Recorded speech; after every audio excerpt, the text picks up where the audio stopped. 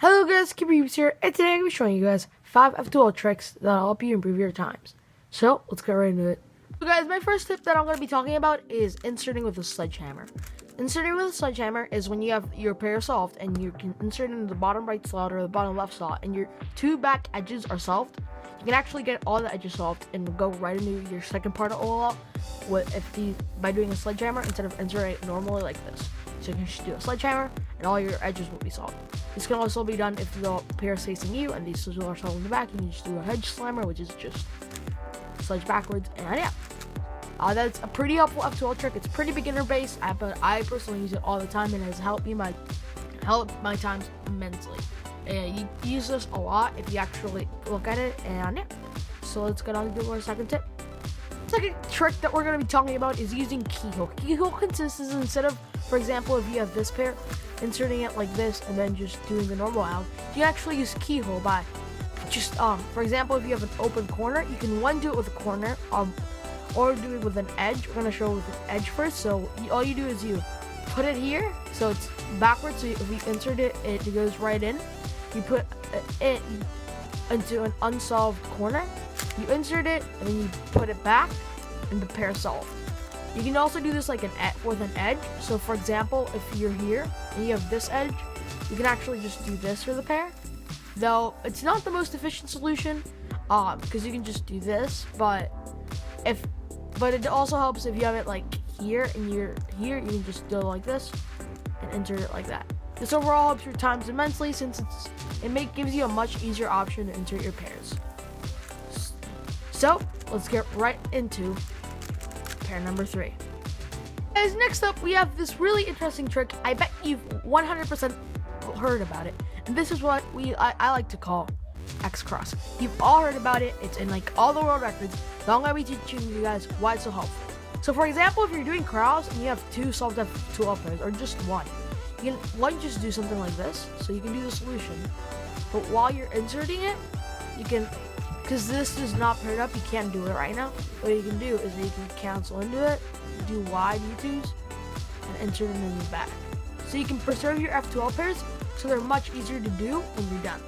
This allows your times to go fluidly, but you don't even have to preserve them. You can actually just put them right in your cross. So we're gonna go into an example of that now. The first type of X cross that you can make instead of just preserving the pair and inserting it is when you have a 2x2x1 block. So what you can do instead of inserting it normally like you would in cross and doing this and then just unpairing it, what you can do is that you can go, interestingly, you can go put this in, and then you can put, instead of doing the efficient thing and inserting it like that, you put it in and then insert it like that, and then you'll preserve the pair. That's one way to make an X cross, though there is another way. This other way consists of when you have, for example, something like this, is when you have one edge solved and you can find the corner. So the pair, the case looks like something like this. So you have this solved and this solved. So you can do is that you can, instead of you do a D2, orient it, and then just do inserting the last edge in a weird way, so it doesn't affect it. That's pretty much just in a nutshell how to make an X cross. If you want to go learn how to make an X cross, make sure Jake Mini has some videos on it, I think, and Felix has some, so make sure to go check them out because they're very good. So let's get on to our second and last tip. So guys, next up I'm gonna be explaining to you guys, and this is the next one, and this was a little bit more complicated, and this is what I call multi-slotting. This is what some of the pros do, and I personally don't do it a lot since it's very complicated. So if you guys get to the hang of it, I bet you can do it. Anyways, I know how to explain it, so let's get right into it. So for example, a lot of people doing this pair is either rotate and do this pair, or just do this pair with with something like that. So the best way to actually do it is by inserting the 2 pairs at the same time. You can pair it up like this and put it up here, and then do an M2 to M2, getting all of these. That's very advanced, and if you can spot it, I bet it'll improve your times dramatically. Another example of multi-slotting is, for example, if you're doing this, and you know that you're gonna get a bad pair here, you can just insert this and take it out, which gives you a better pair for both. And yeah, that's pretty much all I wanted to say about multi-slotting. It's a very complicated aspect of keeping, so if you really don't know much about it and you really want to get into it, make sure to go check out some videos on YouTube because I bet they're all good. So yeah, let's get on to our last trick, and this is probably my favorite one, and it has to be canceling into OLL from your last F2L pair.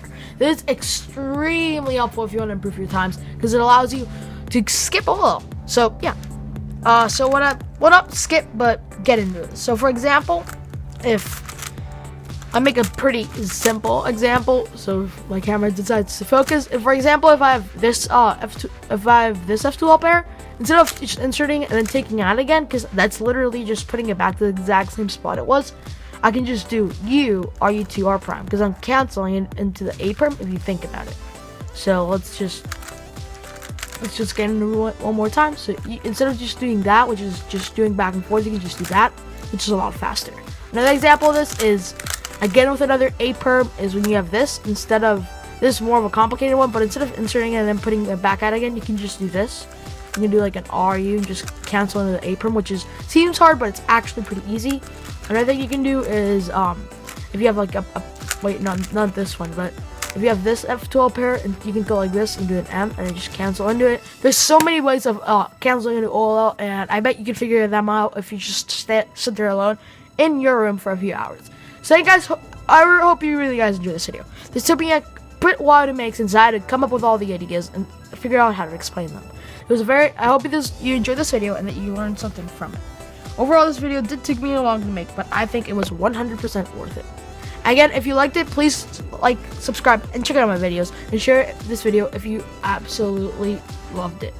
I will be making a review, an unboxing of the X-Men Spark 7x7 soon, because I know all of you guys are waiting for that. It actually already arrived in my mailbox. I'm just on vacation here, waiting for it. And guys, thank you so much for watching. And don't forget to check out my videos and leave a comment down below if you liked this video. Share this video if you liked it. And as always, keep your cubes out.